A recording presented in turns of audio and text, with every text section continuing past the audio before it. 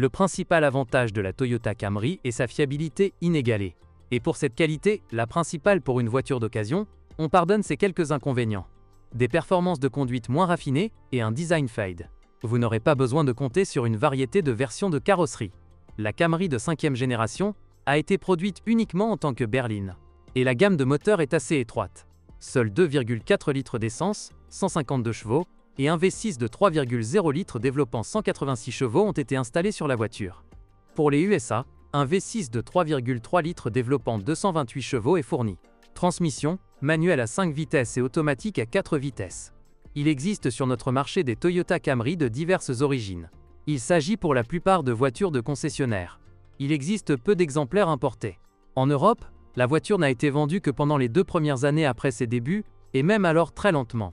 Nos versions et américaines diffèrent non seulement par l'optique, mais également par les réglages du châssis. Les copies des concessionnaires sont sensiblement plus rigides en mouvement. Mais toute Camry se distingue par des matériaux de finition de qualité décente et un bon équipement.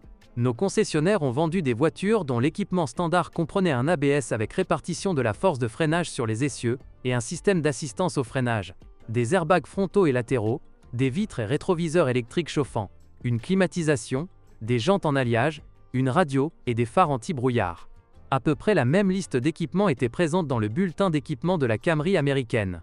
La Toyota Camry a peu de problèmes inhérents, mais ils existent toujours. Les moteurs sont très fiables. Le mécanisme de distribution de gaz de 2,4 litres utilise une chaîne métallique durable pour l'entraîner. Dans le V6, il y a à la place une courroie crantée, qui est sujette à un remplacement de routine après 150 000 km avec les rouleaux. Augmentation du bruit, avec un grondement spécifique. Dans ce cas, n'hésitez pas à la remplacer, cela vous coûtera plus cher, sinon la courroie se brisera et les conséquences seront désastreuses. Si l'unité fonctionne par intermittence, présente des dysfonctionnements et des secousses, en règle générale, le rinçage du corps de papillon, du débitmètre d'air et de la soupape d'air de ralenti est utile. Dans les services spécialisés, cette procédure est généralement effectuée à titre préventif, tous les 40 000 km. Le V6 n'est pas non plus chargé de bobos. La courroie de distribution est conçue pour 150 000 km. Mais dans les conditions ukrainiennes, il est conseillé de la mettre à jour plus souvent.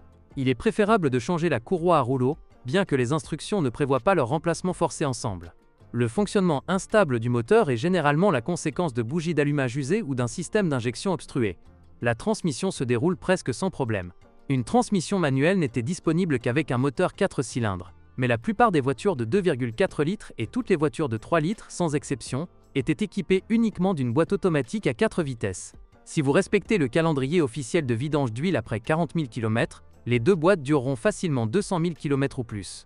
Et l'embrayage peut supporter jusqu'à 150 000 km. Dans la suspension, à l'exception des jantes de force des amortisseurs avant qui, en raison d'un mauvais alignement de leur installation, n'ont pas fourni la géométrie correcte, il n'y a pratiquement pas de point faible. En 2004, le problème a été résolu. Mais les roulements de roues et les rotules durent plus de 150 000 km. Les leviers et les blocs silencieux de la suspension arrière restent opérationnels même sur les voitures dont le kilométrage dépasse largement les 200 000 km. Le quartet est le plus rentable et le plus économique à exploiter. Cependant, si vous choisissez une voiture avec une transmission automatique, il est plus conseillé d'opter pour la modification avec un V6. Cette version consomme légèrement plus d'essence que le 2,4 litres. La transmission est également durable. Si vous respectez les règles du concessionnaire concernant la vidange d'huile tous les 40 000 km, les deux boîtes de vitesse dureront jusqu'à 200 000 km et la boîte manuelle durera plus longtemps.